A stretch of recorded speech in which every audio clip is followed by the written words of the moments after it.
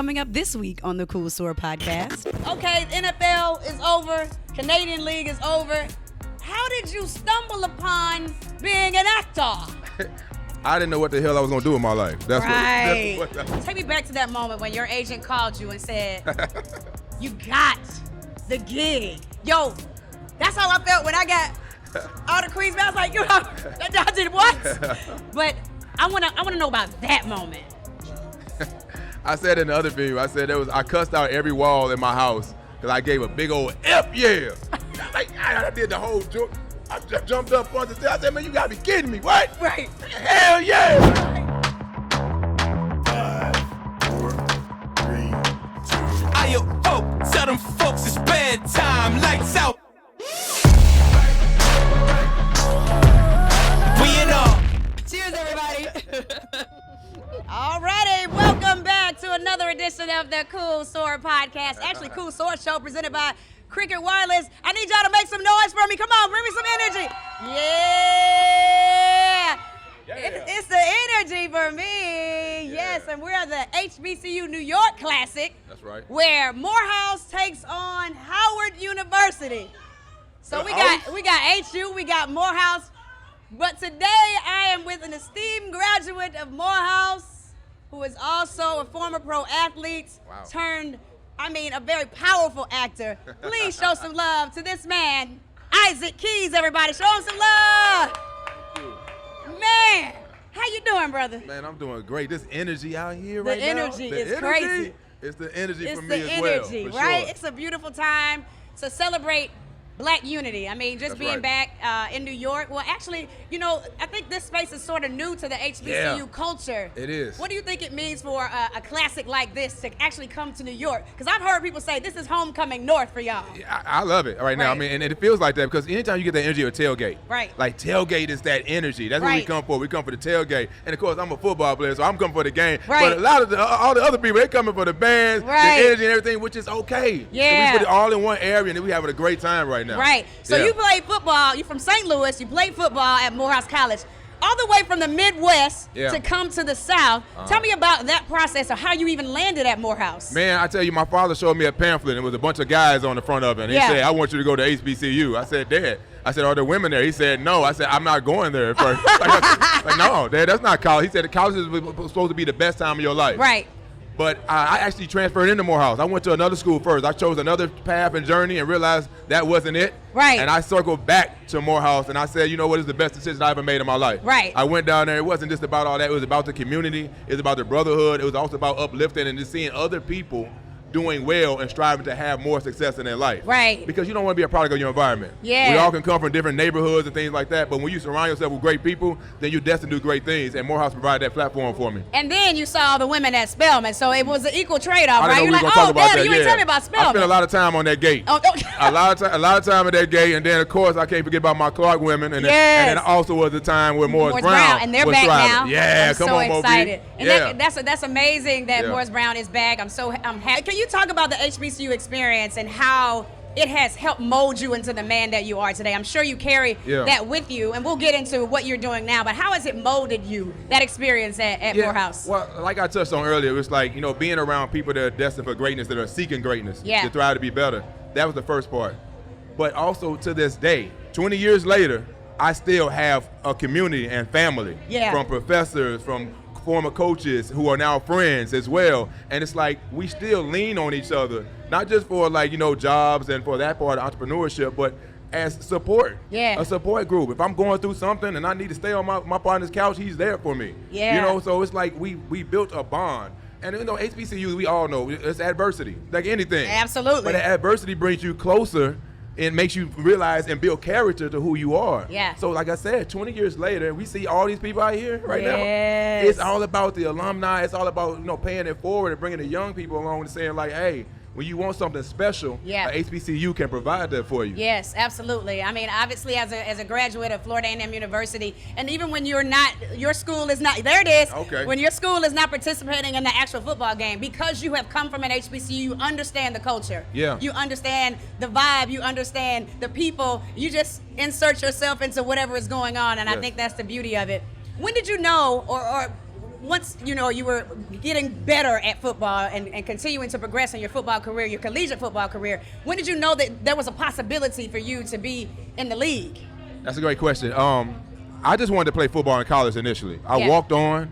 Wow. I had a lot of friends that were going to D1 schools. I was played out of position coming out of high school, but I still had the dream to play football. Football to me was the game of life, and I feel like the longer I play it, it was going to help me learn to develop more skills for life set situations. Yeah.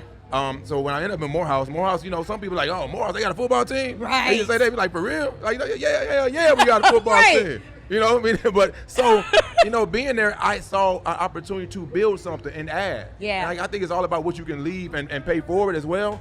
When I came to the school, you know, I always give homage to my older brothers that paved the way for me to football. And, you know, so I came and I wanted to leave something for the younger brothers. And that's what we started to try to build, was more of a legacy. Yeah. My senior year going into it, my coach came to me. He's like, hey, Ike, it was Anthony Jones. He played in the league, won Super Bowl, Washington Redskins. He said, Ike, you can have some of the accolades that you could play on the next level. And I was like, for real? Like, you know, and I knew I was working for it, you know, but I didn't know it was going to be a dream, you know, something to come true.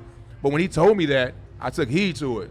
And that just took me to another level for my preparation for the game and also leadership for the team and the organization that we were playing for at HBCU at Morehouse College. So from that point on, I just thrived, and I tried to bring along people with me, because if I know it's a team game, so if I know my D tackle is working hard and doing good, he's going to open up ways for me to come off that edge to make those sacks. Right. Now my DB's getting interceptions. Now my safety's making hits. Now our team is thriving and we winning. You know what I'm saying? So it's like doing that part, and that's how I got noticed. And then from there, it was still, the work had to continue, because leaving HBCU, you still got to earn your credit, because they're not going to give it to you. They don't give us the same love as someone D1 school. Right. So you got to continue to prove yourself, like anybody in any job, workforce, anything. We got to continue, especially people of color. Yeah, My dad always said, you got to do twice as better than the next person. Yeah. So I use that. 6 years in the league. What was the greatest takeaway? And then you played in the Canadian Football League too. Yeah. What was the greatest takeaway? I mean, 6 years is a long time, because you know the NFL stands for not for long. Right. And for you to have 6 years, that's a good thing. Sure. Greatest takeaway. I've seen lots of interviews where you say, "Hey, I ain't have nothing." Yeah. As far as financially, but let's talk about like what it did for you mentally, having left the game. I think the game taught me perseverance. It taught me resiliency. It taught me how to deal with a lot of rejection. Yeah, a lot of rejection. And, you know, I think we all can relate to, when you put your best foot forward and you want something so bad but you don't get it, how do you deal with it when you don't get it? Yeah. That's what it taught me. Yeah. Like, how do I bounce back? How do I keep going to the next step, not knowing what the next step is? And the other thing is, like, financial literacy.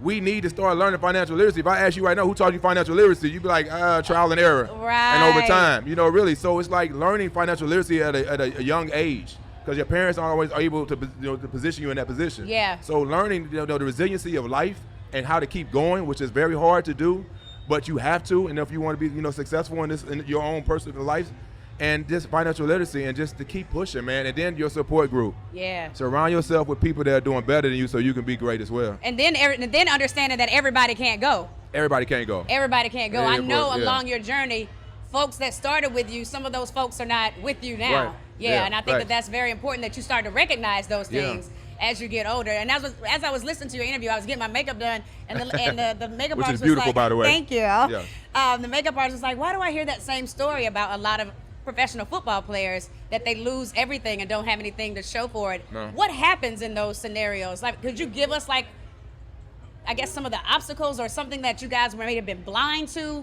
along the way? I think one thing about it, when you're a football player or athlete, you also a risk taker. You're a go-getter, you're a risk taker, and sometimes, but also you'll have this sensibility in your side of yourself of loyalty and trusting on certain people to do what they say they're going to do. Right. But we know in this world, people can say they're going to do something, but not necessarily do it. So I think sometimes it's that, like the trust and wanting to do something and wanting something greater and better, that sometimes will put you in a situation where it doesn't work out and you might have went too far in. Yeah. So what I also took from it is learning, doing my research, being patient, and also, just kind of really, looking into the situation and seeing if this is best for me. Yeah. But, it also provided growth. You know what I mean? That Because struggle. had you not gone through that, you wouldn't know the difference of, like, wow. Yeah.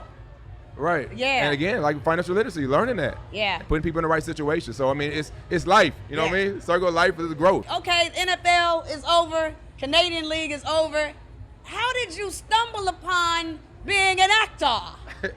I didn't know what the hell I was going to do in my life. That's what it was. Acting became therapy. I didn't know, but I was around some other actors at the time. And being around them, I was like, wow, I kind of like this. And honestly, I liked the limelight that football provided in a sense. You get used to that. You get used to that, having that type of attention, that type of being in that type of arena. So from that point on, I was looking at that, and I was around some other actors. I was like, wow. And I hate redundancy. Like a 9 to 5 would be a disservice to me. Right. Like so I was going to go to teaching at one point in life because I know, teachers who are very underrated, who deserve to get paid more money. Absolutely. And get more credit. My husband's a teacher, so I get it. So from that point on, it was just that, acting, I saw something in it, and then they was like, oh, you take acting class. I got an acting class. Acting class pretty much probably saved my life because it was therapy. It allowed me to be able to release all of the bitterness and anger that I had going on from football and not receiving everything I felt that I should have got from football and from all the other things in my life. Became my therapy. And you were able to pour that into auditions and characters and that thing. Yeah. And then watch how it opened up. When was that aha moment like, damn, like I'm really, really good at this because of my, and I just recently read Viola Davis's book and just listening to her life. Yeah. I understand, of course, with her amazing training and her natural gifts, right. but the stuff that she's been through, and she's able to channel in each of her characters. And that's the thing that that's what it's all about. Like, it's about experiences. Your life experience to be able to substitute that into these characters and help find their truth through the words. Yeah. And I've had a lot of life experiences, which has been great. But the thing about it is that I like people to understand the struggle. I don't want you to think you just see me on Power Book 4 Force right now and think, oh, it is. No, I sucked as an actor. Like, when I first started, I went to my first audition, I was terrible. I didn't know what I was doing. Right. Acting class couldn't prepare me for that. Right. I'm looking down at the paper the whole time and not looking up and looking down at the paper and nervous. Like, the nervousness, they don't talk to you about that. My legs shaking. I'm not using my real voice. Yeah. All these different things. So it was the process that got me better for it. I had to go through all those auditions where I was terrible in. Yeah, of course. In order to start to get better. And then sort of like anything, repetition over time. And then I realized that I got a role. I'm learning. I'm on set. I remember the first time, even going back to football, I didn't know how to go in there and ask for new gloves. At Morehouse, I used the same gloves, the same cleats pretty much for the whole season. Oh, my God. So I go into the locker room, they're like, Keys, go in there and get some gloves. I'm like, you sure? Like, yeah, man, I got thousands of gloves in there and cleats. You can go in there and get some. I'm like, you didn't even know you could. All right. So when it came to acting, it was like going to the audition room until you go in there multiple times, you don't even know how to go in there and audition. Right. You don't realize that's your space, that's your time, and you have to own it. You have to realize there's a confidence level that you have to go into where it was like, no, okay, well, I'm gonna run it. Because when you go in there timid, I'm sorry, like, they don't believe you. We all know confidence is convincing. Yes. So when you're confident about something, I can convince you that I'm the right person for this damn job. Yeah. And that's what it started to turn into. Do you remember your first booking, the first one that said, oh man, this could be something? What role was that? It was Jurassic World. Okay. So Jurassic World, I played a control room security guard. Yep. And when I was on this humongous multi-million-dollar set, and I'm seeing all these actors doing work, I'm seeing Chris Pratt do a scene, and I'm a security guard, hey, sir, you see some ID. Right. Sir. Right. I'm realizing I'm watching him, but what it realized is that when I'm watching him do his work, I'm like, I can do that. Yes.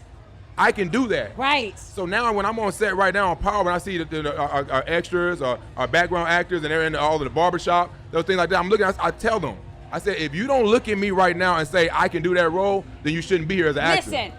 Listen, I did the same thing. We were shooting season 2 of All the Queen's Men, and we had a club scene. And thank you. Congratulations on that. And we were in a club scene, and all the ladies were my friends in my little area. And I talked to each and every one of them.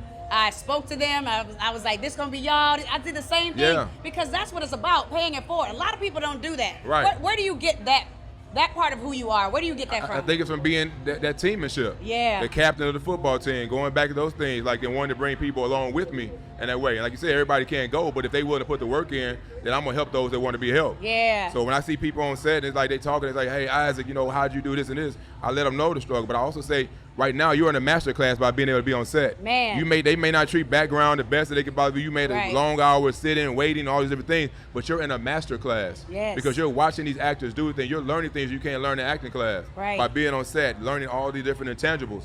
And that was important. And I think paying that forward is like, it just gives me gratification. Honestly, personally, I feel good about paying it forward. And then later on seeing somebody just kind of like, now he got a role. They come up to me like, Isaac, I just booked this up. Man, that's what I'm talking about. Hell yeah. That's what it's about. It's enough roles for everybody. It is. And so much content is being created, especially by us. We are no longer waiting on people to greenlight us. We're creating our own content. When you were on Get Shorty, you went from being a recurring. Oh, my attorney's here. What up, Donald Woodard? What up? That's my attorney. Thank you for all the great deals. I appreciate that's you. That's what I'm talking about. Morehouse man, too. Yeah, man of Morehouse. Yeah, he is. We everywhere. So when you go from being a recurring character to a series regular, what's that feeling like? Because, I'm recurring right now. But I do have aspirations. Yeah, well, that check account changed a little bit. That check is a little different. The recurring check is nice, too. It's nice. But what that series regular look like? It also is a series, a feeling of validation. Yeah. And it's like they see me. And this is my role. Like, even going from season 1 to season 2, like season 1 of Power, of Force, I was still nervous before they say action. I was still nervous. I still had the little leg shake a little bit. I still had to find myself. And, making sure the lines and like that. But now going into season 2, it's like I'm just in it. Right. Like, the lines come, I'm not nervous. It's like I'm Diamond Samson. You are Diamond. I'm Diamond Samson. So it's like at that point, it just becomes more of a sense of just feeling like grounded. Yeah. I'm more grounded. And then, like you said, I mean, series regular is like, more airtime. It's more of an arc to your storyline, your character. So it's just a great feeling of validation of like, okay, I can do this. So now the next thing, I can be the lead of a show. Yeah. I can lead that feature film. Yes. Those type of things. And it's like this kind of, so yeah. Yeah, that's beautiful. I read that you actually talked to people who were incarcerated to prepare and be really organic and authentic to the role of Diamond. What was that research process like for you? I mean, I had family members who were incarcerated. I also wanted to talk to people who were actually from Chicago who were incarcerated, so I could understand that. And one of the things I also did was, did a ride-along in Chicago. Being from St. Louis, the Midwest vibe is what it is, but I've been in L.A. on that West Coast vibe. Now you're all in L.A. So I had to come back to Chicago so I could really feel Chicago, and I wanted to respect that city and respect the culture that comes along with Chicago, and not just be coming out there just thinking I could just pull this character off as just, Isaac coming in there and doing it. So it was important to me to make sure the dialect was good, but talking to people incarcerated to understand what their feeling was like when they first got out. If you've never been incarcerated, you don't know what that is. You don't know. And a lot of times it was about the senses, how they smell things, how they hear things, how they move, their reaction to certain things, and some of the anxiety kind of goes along with it.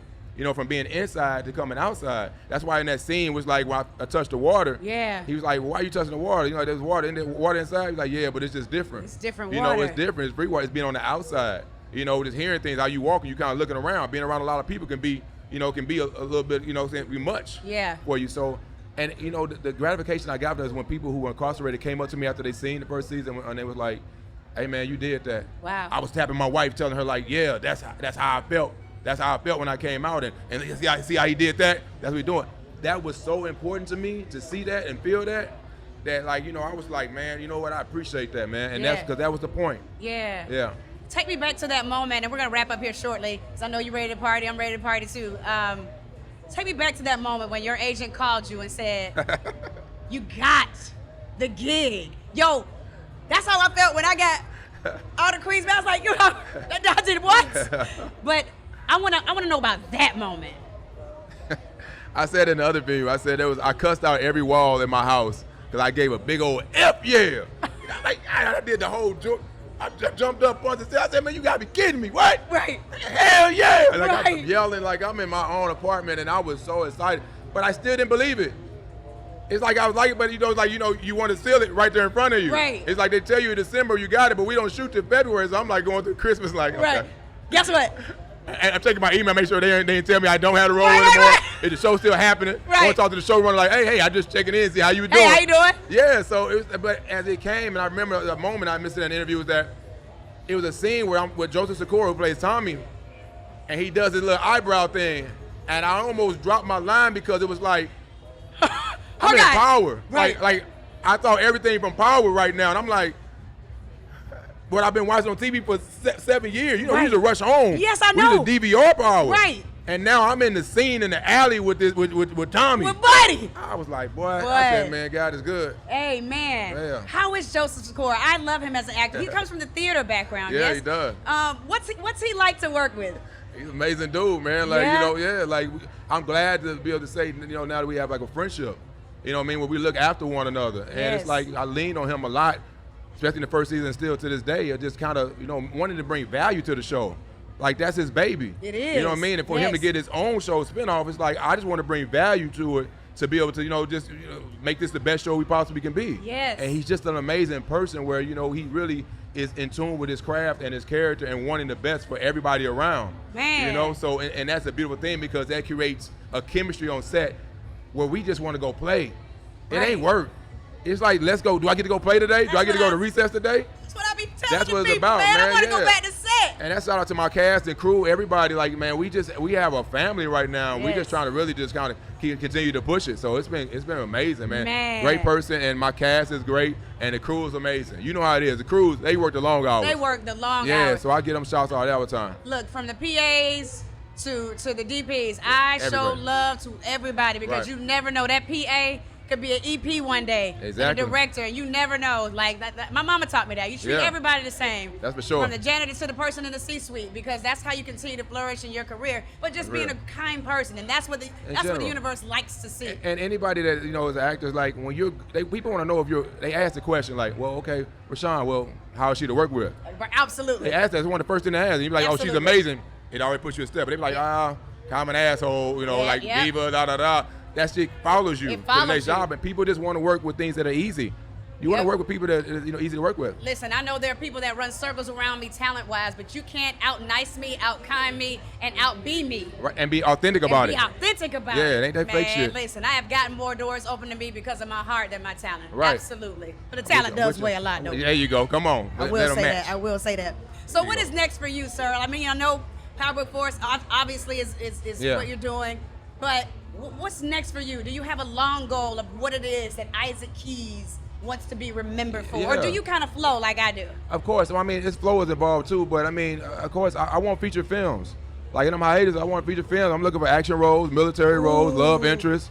Marvel, you hear me? Yeah. Yes. We come and talk to me, you know, that type of thing. Yeah. You know? And people say they see it, so I just say from your mouth to God's ears, you know, and I'm just want to be, you know, continue to prepare myself to be ready for when those doors and opportunities open. Yeah. But that's what I'm excited about. But other than that, it's also like giving back. You know what I mean? Giving back to the community, sharing my knowledge and sharing inspiration to other people.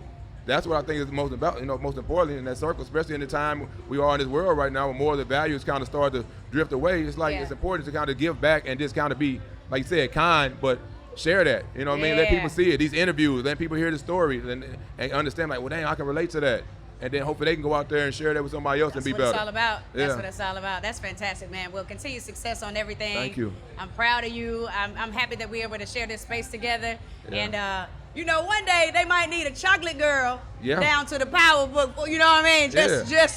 I'm going to go ahead. I did audition one time. I ain't get it. But that wasn't for me. All right. Well, you know, when the time is right, the answers will come. Exactly. I'm not going to put you in the box, but Diamond loves some good love answers. I think this will be all right. So, I mean, but you know, whatever comes about. Whatever comes about. Yeah. Whatever my agents give me good auditions, so I'm good. There we go. I'm grateful for you. I'm happy that you come back and to support your school. Because a lot of folks forget about where they come from. Sure. But I'm glad you and I are not one of those people. Not at all. And same to you. Thank you so much. I appreciate that. Y'all gather around one more time and give it up for my man Isaac Keys. Yes. And thank you so much. The Cool Soror Show presented by Cricket Wireless. HBCU's been cool. Make sure y'all get y'all new t-shirts on coolsoror.com. This my line. All right. Y'all take care. Cool Soror signing out. Boom.